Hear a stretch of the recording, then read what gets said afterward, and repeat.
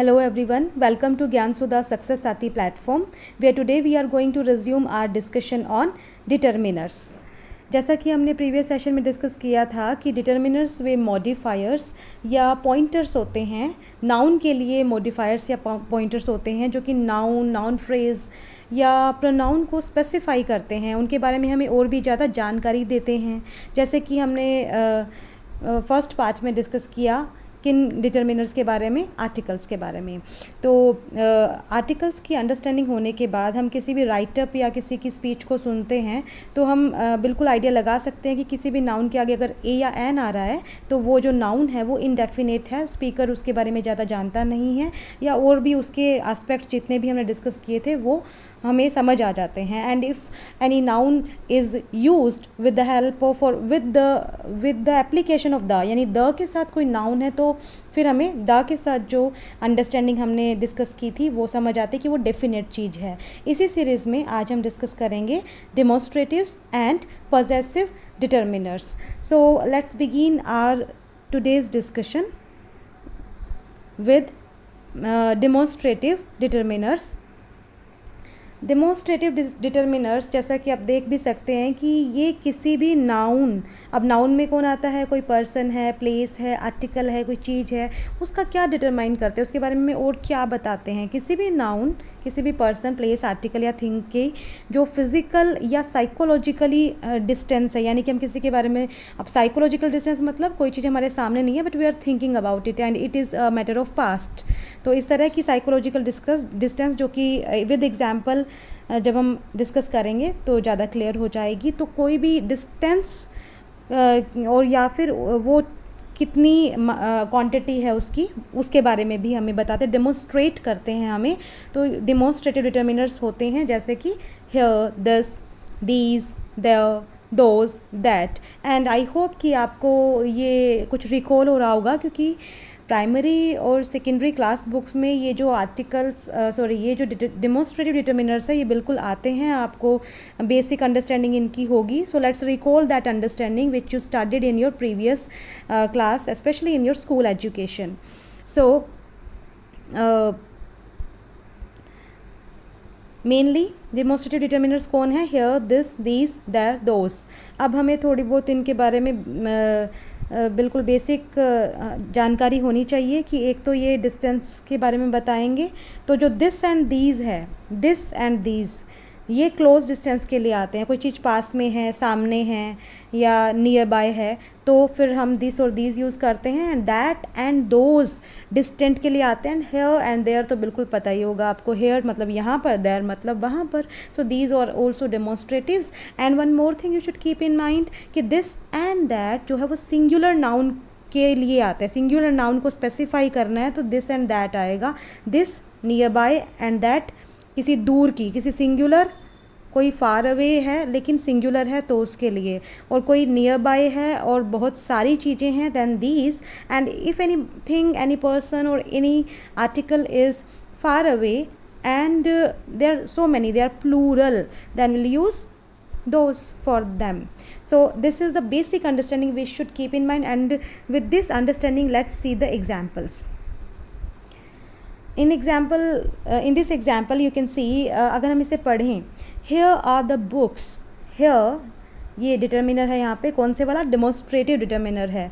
here are the books you asked for। तो इस तरह से अगर कोई फिलअप आ जाता है एग्ज़ाम में या कोई कॉमन एरर आ जाती है कि there are the books you asked for, तो ये थोड़ा सा जज नहीं रही बात, क्योंकि इसमें आप पढ़ के अगर इसे देखें कि यहाँ पे ये बुक्स है जो तुमने पूछी थी, तो यानी कि वो बुक जो है वो शो की जा रही है स्पीकर के द्वारा लिसनर को कि ये रही बुक्स जिसके बारे में तुम पूछ रहे थे। सो यहाँ पे मोस्ट जो एप्रोप्रिएट जो आंसर है वो हेयर है। और हेयर क्यों आया, क्योंकि it is very near by और प्रॉक्सिमिटी बिल्कुल पास है, एंड यहाँ पर है। And the next example, this यहाँ पे डेमोन्स्ट्रेटिव है और ये किस तरह से यूज़ किया जा रहा है, you can C, this is one fabulous car. अब कार जो है वो सिंगुलर है और यहाँ पे पढ़ते ही हमें ये आइडिया हो गया। पर अगर वो होता that is one fabulous car, तो यहाँ पर अगर दैट होता तो वी एज अ लिसनर हम क्या सोचते हैं कि जो स्पीकर है वो एक कार की बात कर रहा है जो कि कहीं उसने देखी है और उसके बारे में वो बता रहा है, बट यहाँ पे दिस यानी कि car is in front of him, या फिर वो is at this moment he is watching it anywhere. So this is fabulous car a near by and singular के सेंस में आया है. The next is God only knows what will happen to these poor children. अब poor children जो है plural है, and वो poor children जो है वो नियर बाय हैं स्पीकर के, क्योंकि दीज को देख के हमें पता लगा कि वो होता दोज पुअर चिल्ड्रन. अगर यहाँ पे दोज भी आ सकता था वो भी सही है. अब दोज आता तो हम ये आइडिया लगाते कि नहीं वो जो वो जो psychologically the speaker is recalling और speaker is remembering some children जिनके बारे में वो कंसर्न है, चिंतित है. एंड लेकिन यहाँ पे दोज पुअर चिल्ड्रन नहीं है, दीज मतलब वो सामने ही है स्टूडेंट बच्चे, और speaker is saying that God only knows what will happen to these children, these poor children. And then next example, do you want this piece of cake, this piece of cake. तो this अगर यहाँ पे use किया गया है that means जो वो piece of cake है वो बिल्कुल सामने है, या फिर सामने ही है, मतलब तभी तो दिस आया. अगर यहाँ पे आता दैट पीस ऑफ केक तो वो जो पीस ऑफ केक है वो किचन में जा चुका होगा, या फिर कहीं पे किसी दूसरे रूम में है. तो उस किसी बच्चे की मॉम पूछ रही है कि तुम्हें वो वाला पीस ऑफ केक चाहिए, तो वो क्या बोलेगी, दैट बोलेगी. And if this piece of cake then it is, तो दिस पढ़ते ही what I want to say here कि आपको समझने वाली बात यहाँ पर क्या है कि जो दिस है वो एक तो सामने पास वाली चीज़, अगर बिल्कुल आपको इमिनेंट जो नियर बाय है, जो क्लोज है, जो प्रॉक्सिमिटी है आपकी चीज़ की पास में, उसके लिए आता है. और एक सिंगुलर के लिए दिस आता है. अगर आता कि पीसेज ऑफ केक तो क्या होता, पीसेज ऑफ केक होता तो दीज पीसेज ऑफ केक होता. अब दिस है तो सिंगुलर है और पास में है. दीज ब्लैक रास्पबेरीज आर सावर. अब दीज ब्लैक रास्पबेरी, दीज से पता चल गया अभी रास्पबेरीज पास में तो है, but they are not one, there is no one raspberry, rather वहाँ पे बहुत सारी रास्पबेरीज बंच है, there is a bunch of raspberries and that's why these is used. Okay, so these are some of the basic rules you should keep in mind while using demonstratives. जब भी आप कोई write up लिखें या कोई opinion या passage exam में लिखने को आएगा ऐसे, then you should keep in mind कि दिस, दीज और दोज और दैट किन सेंस में यूज़ करना है. And next example you see, he wanted those boys to go away. अब दोज बॉयज़ मतलब ये जो स्पीकर है वो ऐसे बॉयज़ की बात कर रहा है जो अभी वहाँ पे प्रेजेंट नहीं है, कोई किन्हीं लड़कों की.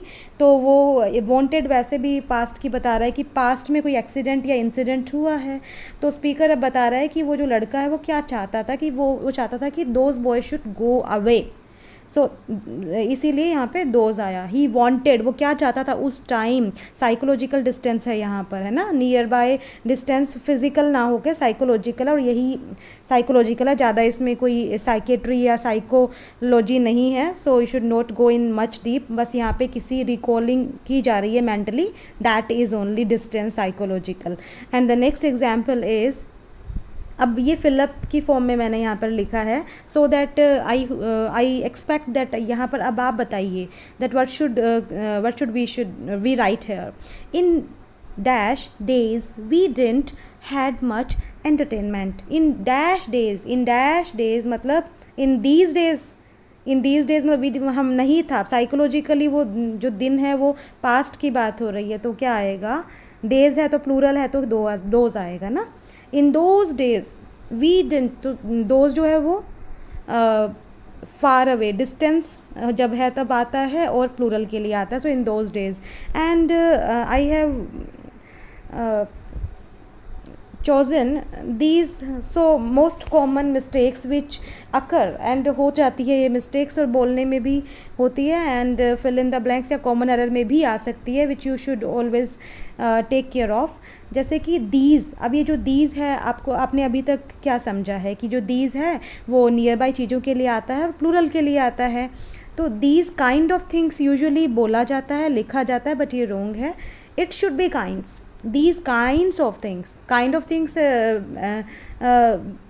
Usually we speak without any much concern, हाँ ठीक है, but when it comes to typically we talk about grammar, तो हमें इस बात का ध्यान जरूर रखना पड़ेगा। और स्पेशली जब कॉमन एरर्स या फिल इन द ब्लैंक्स जैसी कोई एक्सरसाइज आ जाती है, तो these things help us, these typicalities बिल्कुल ध्यान होगी तो हम बिल्कुल इसको पॉइंट आउट और टेक आउट कर लेंगे। सो नेक्स्ट यू सी, यहाँ पर इस केस में भी गलती हो जाती है, दोज टाइप ऑफ इश्यूज़ नहीं होगा, दोज टाइप, क्योंकि दोज जो है वो डिस्टेंट ऑब्जेक्ट्स या थिंग्स या पर्सन के लिए तो होते हैं, बट प्लूरल के लिए भी होते हैं, तो दोज टाइप नहीं, दोज टाइप्स ऑफ इश्यूज़ आएगा यहाँ पर। I hope you have got this most common error which occur in the context or in the reference of demonstrative determiners. Okay, next एक बात और ध्यान रखने की है कि कई बार डेमोन्स्ट्रेटिव डिटर्मिनर्स यूज़ तो किए जाते हैं, बट उनके बाद कोई नाउन नहीं होता है, क्योंकि कुछ ऐसे बातें होती है, कुछ ऐसे कॉन्टेक्स्ट होते हैं जिनमें जो नाउन है वो अंडरस्टूड होता है, अंडरस्टूड नाउन होता है कि इसकी बात हो रही है, संदर्भ हमें क्लियर होता है। तो ऐसे केसेस में भी आप ये मत सोचिएगा कि वो डेमोन्स्ट्रेटिव डिटर्मिनर नहीं है, वो होते हैं क्योंकि उसमें जो नाउन है वो अंडरस्टूड है। So in these statements, though these determiners are not used before noun, but they are playing the role of demonstrative determiners. You should see it very carefully कि I got this one, I got this one। अब किसके बारे में उसे समझ आ गया है, वो understood है नाउन किस बारे में, I got this one, this one is sour, this one is sour, indication होके बात हो रही है, एंड कंटेक्स्ट के जो है वो उस कंटेक्स्ट में बात हो रही है, स्पेसिफिक कंटेक्स्ट में बात हो रही है, तो यहाँ पर इस तरह से भी डेमोन्स्ट्रेटिव डिटर्मिनर्स का यूज़ किया जा सकता है। these are broken।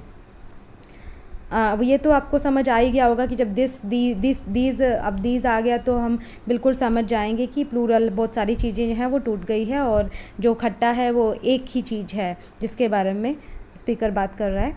And then next example is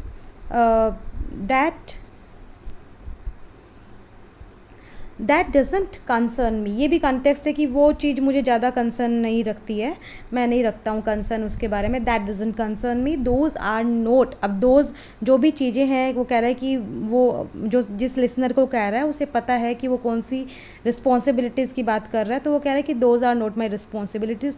so here what I want to tell here that कि समटाइम्स डेमोन्स्ट्रेटिव डिटर्मिनर्स जो है वो बिना नाउन के भी आ जाते हैं, क्यों कि उन स्पेसिफिक बातों में जहाँ पे कंटेक्स्ट, जहाँ पे जिस संदर्भ में बात हो रही है वो क्लियर है, लिसनर को पता है, तो कोई एम्बिग्यूटी क्रिएट होने के चांस बहुत कम हैं वहाँ पर।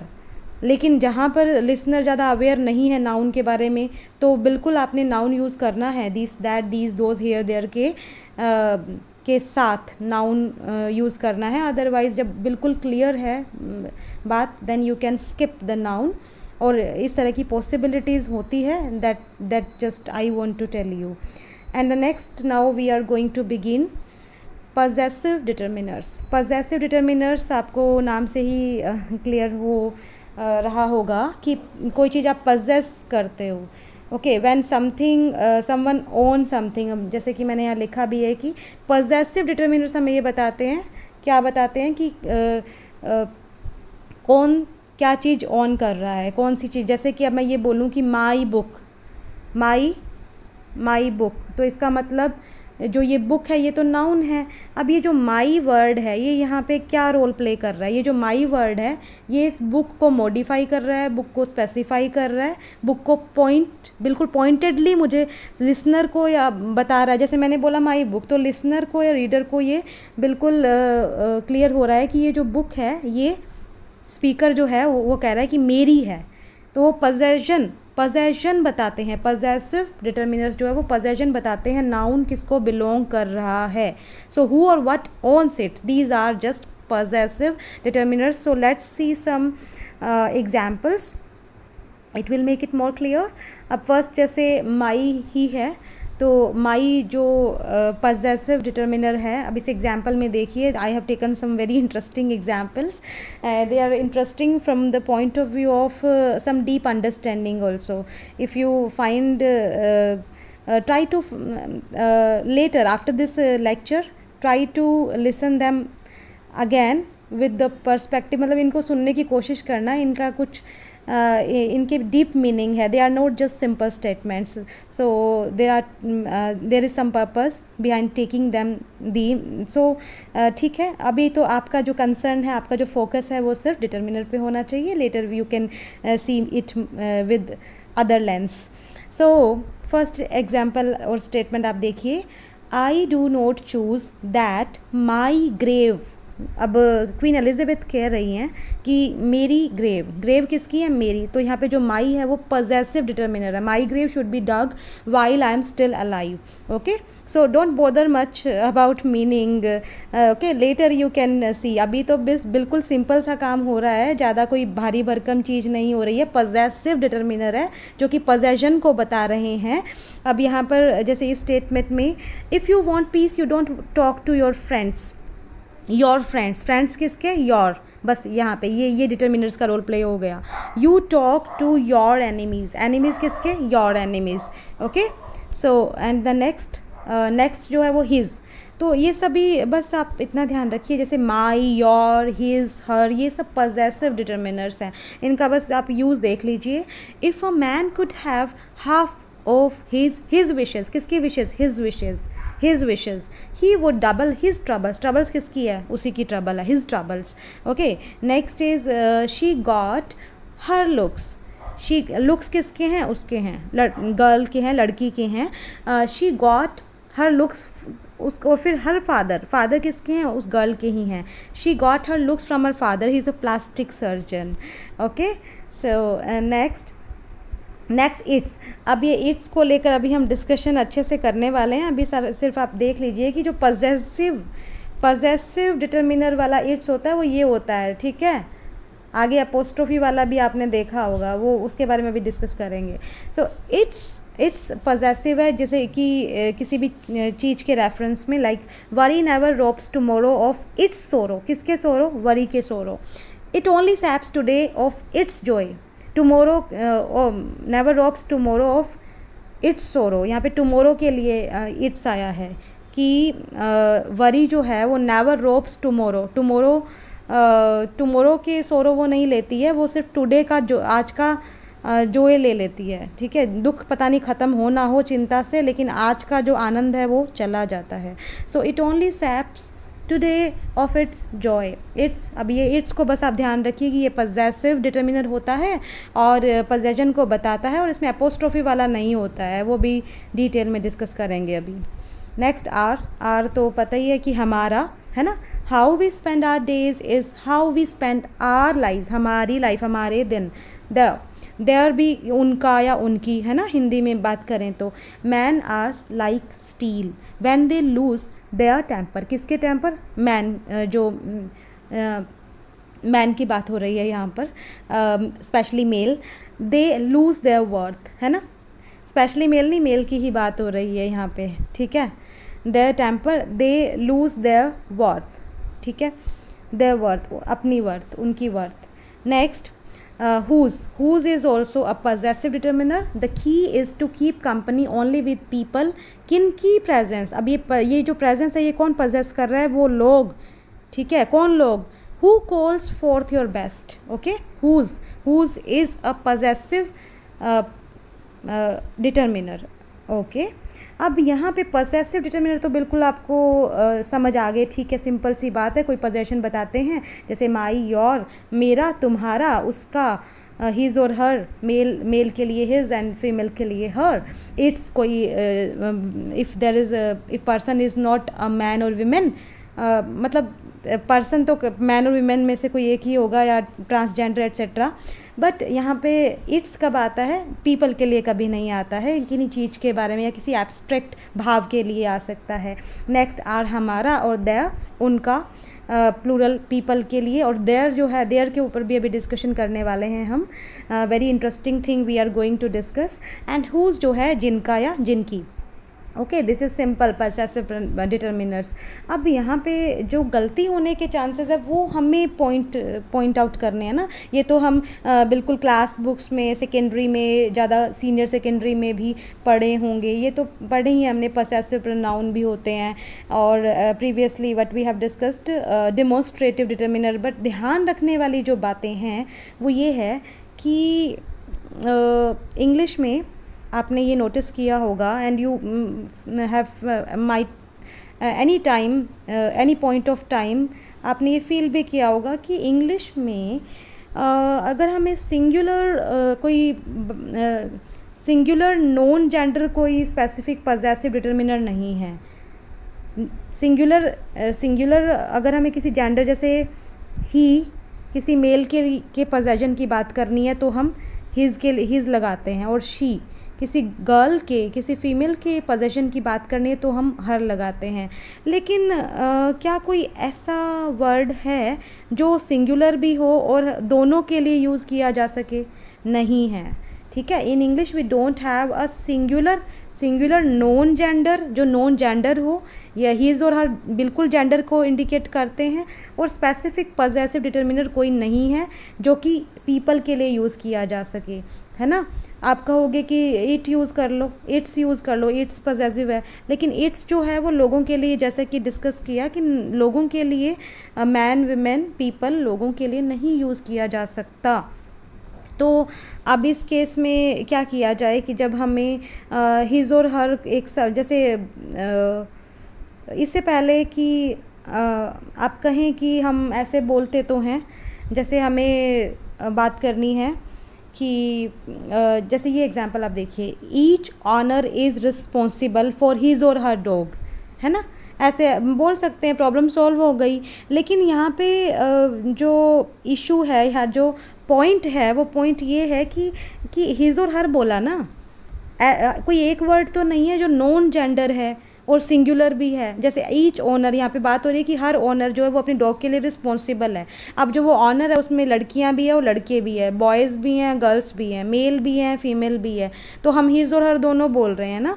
So it becomes a bit clumsy, थोड़ा सा क्लमजी हो जाता है। सही है, रॉन्ग नहीं है, हिज और हर आप लिख सकते हो। कोई आप पैसेज लिख रहे हैं या कोई फिल इन द ब्लैंक्स है या कॉमन एरर में कुछ आ गया तो ठीक है। लेकिन बेस्ट ऑप्शन क्या है?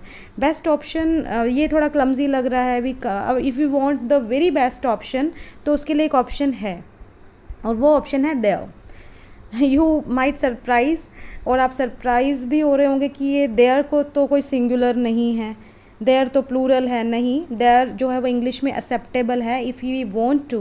अगर हम ये सिग्निफाई या हम ये स्पेसिफाई करना चाहते हैं किसी ओनर के बारे में, और विदाउट स्पेसिफिकली ऐसे बोलने की बजाय, जेंडर टर्म्स में बोलने की बजाय, हिज और हर दोनों बोलने की बजाय, अगर हम एक ही वर्ड यूज़ करना चाहते हैं और सिंगुलर के सेंस में देयर यूज़ किया जा सकता है, इट इज़ एक्सेप्टेबल।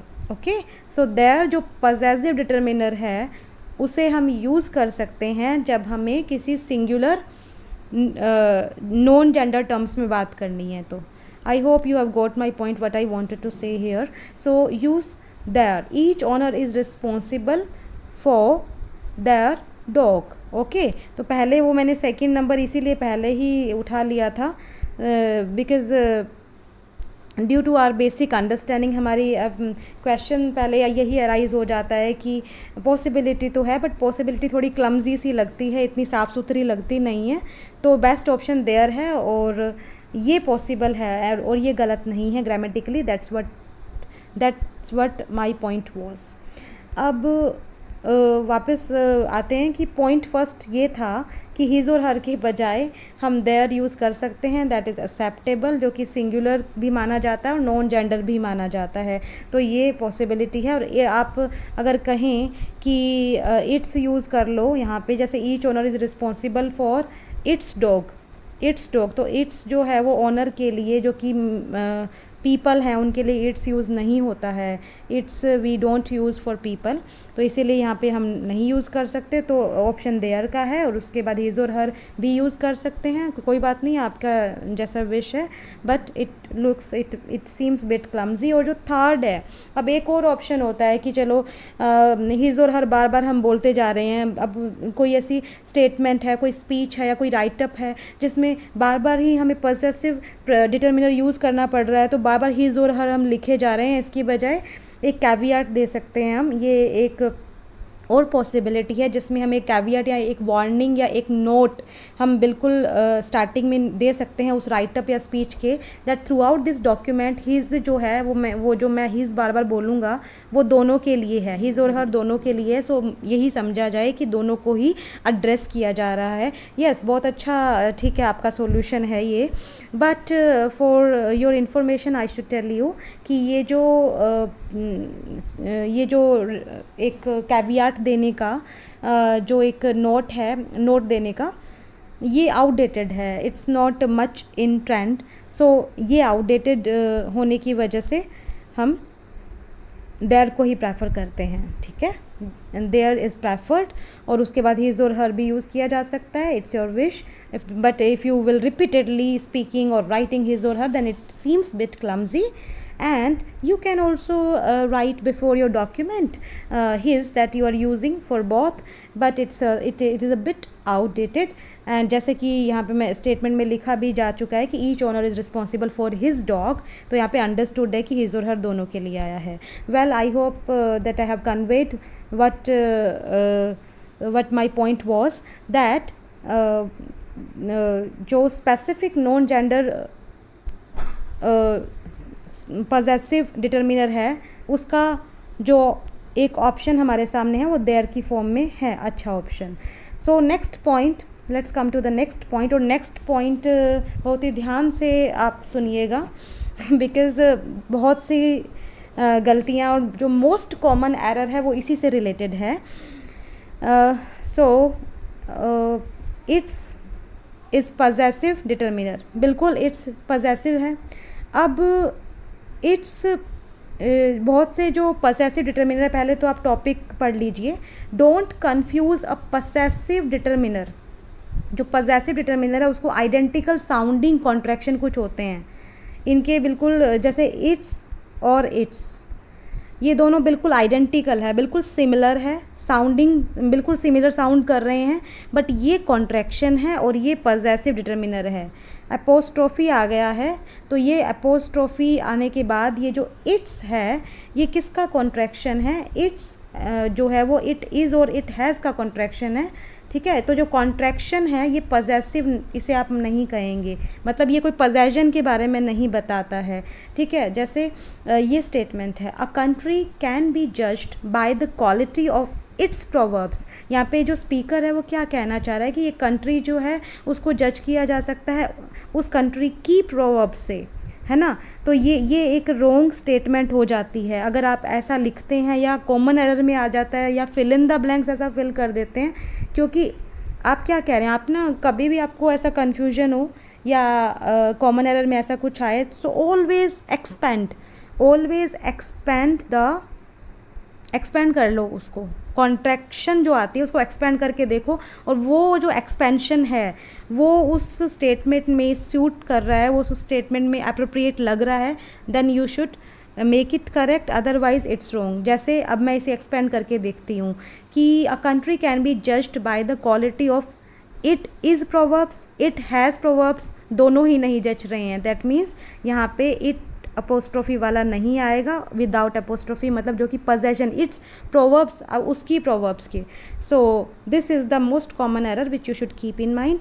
और दूसरा क्वेश्चन एक और अराइज होता है कि जो अपोस्ट्रोफी है वो बिल्कुल पॉसेशन के बारे में ही बताता है। जैसे ये एग्जांपल आप देखिए, कोई अगर ये बोले the dog's nose, dog's nose, dog के बाद अपोस्ट्रोफी एस का मतलब डॉग की नोज़, यहाँ पे डॉग का पॉसेशन बताया जा रहा है, डॉग की जो नोज़ है उसकी, जो नोज़ है जो डॉग को बिलोंग करती है उसके बारे में बिल्कुल बात हो रही है। लेकिन ऐसा यही अपोस्ट्रोफी जब इट के केस में आता है ठीक है, जब नाउन के साथ अपोस्ट्रोफी है, डॉग्स नोज, या फिर रीनाज लेटर, जैसे रीना एक नाउन है तो ये भी सही है, रीना का लेटर। लेकिन यही बात जब इट के केस में आती है, जैसे इट में आती है, तो पोजेशन नहीं रहता है। ये बिल्कुल एक कॉन्ट्राडिक्शन है, और ये जो कॉन्ट्रैक्शन है ये उसका उसकी नहीं होता है, ये इट इज़ और इट हैज़ होता है। ठीक है, सो अपोस्ट्रोफी पोजेशन के बारे में बताता है जब नाउन के साथ आता है, इट के साथ कोई पोजेशन से इसका लेना देना नहीं है। Okay, it is nothing to do with possession when it comes with it.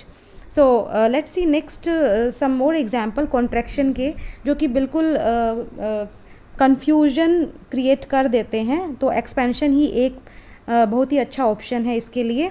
जैसे कि यू अपोस्ट्रोफी आर जो है वो यू आर है, और योर नहीं है, योर नहीं है। अब योर तो पॉजेसिव डिटर्मिनर है, आपने ऊपर लिस्ट में भी देखा, बट यू अपोस्ट्रोफी आर जो है वो यू आर है, योर नहीं है। इसे योर से कंफ्यूज मत कीजिएगा। दे आर, अब ये दे आर है, they apostrophe R E, they are है, इट्स नॉट देयर। ये ना तो देयर है ना ही ये वाला देयर है, it is they are. And ये हुज नहीं है, ये हु इज़ और हु हैज़ है।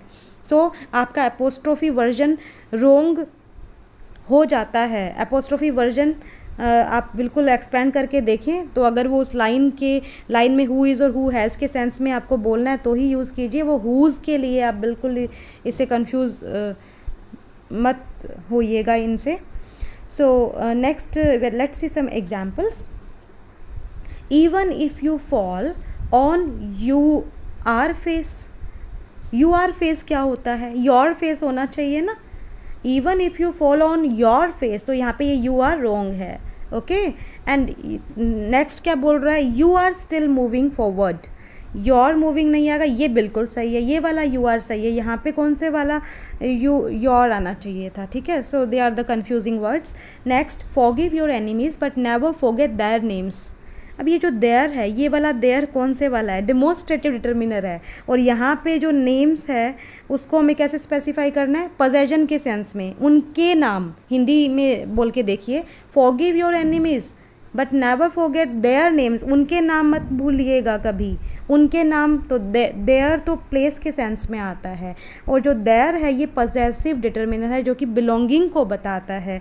सो दैट्स वाई ये I1 जो पॉसेसिव है ये आई आएगा यहाँ पे। इसको इससे कन्फ्यूजन बिल्कुल कंफ्यूज नहीं होना है, ना ही अपोस्ट्रोफी वाले से होना है, वो तो बिल्कुल ही दे आर होता है। Next example, never go to a doctor whose office plants have died. Whose, अब ये ये क्या है, इसका एक्सपेंशन करके देखो, कोई टेंशन वाली बात नहीं है। Who is, who is office, who has office, plants have died, ये तो बिल्कुल ही यहाँ पे अप्रोप्रिएट नहीं है ना, दोनों ही। तो यहाँ पे ये रोंग है, यहाँ पे क्या आना चाहिए था, whose. But here, due to the confusion, the speaker or writer has applied who apostrophe s, which is very wrong here. So never get confused with these contraction forms. जैसे it और its की है, you are, there, who is, who has, या whose. So these are the contraction forms which we should keep in mind when we apply or when we use possessive determiners. So this was all for today's discussion, where we have discussed about किन के बारे में discuss किया है आज, demonstrative and possessive determiners, and in the next session we will proceed with quantifiers and some more determiners. That's all for today. Thank you for now.